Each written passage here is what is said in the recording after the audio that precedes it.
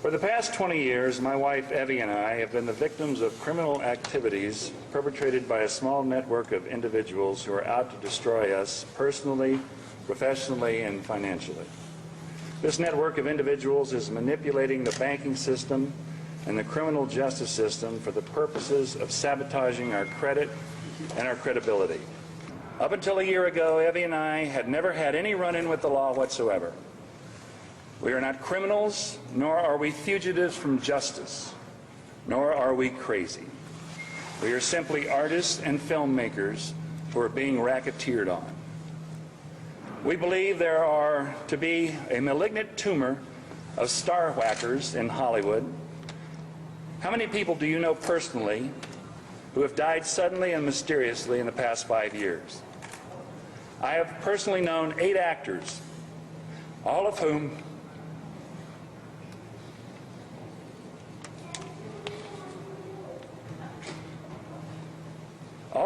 I have worked with and was close to. Heath Ledger, Chris Penn, David Carradine among them. I believe these actors were whacked, and I believe that many others, such as Britney Spears, Lindsay Lohan, and Mel Gibson, are being played to get at their money.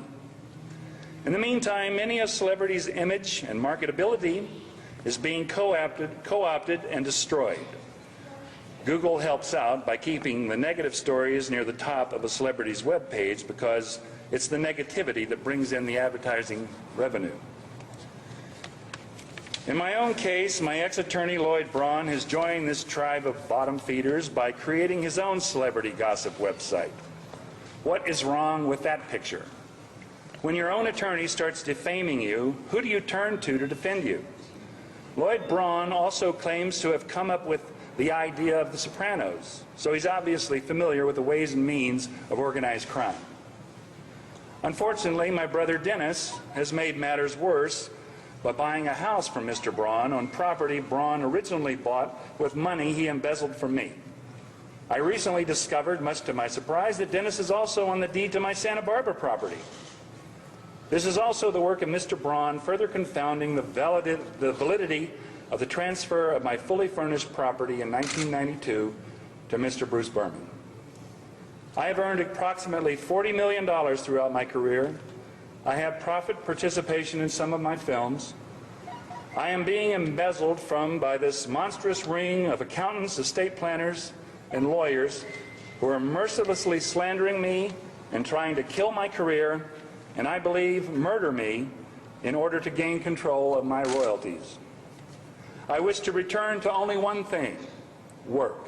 So does your client plan on attending the hearing next week in Santa Barbara? My client is intending to comply with the law in both jurisdictions, and we are going to spend the next couple of days strategizing how to best achieve that. Will that not compromise your refugee? It may.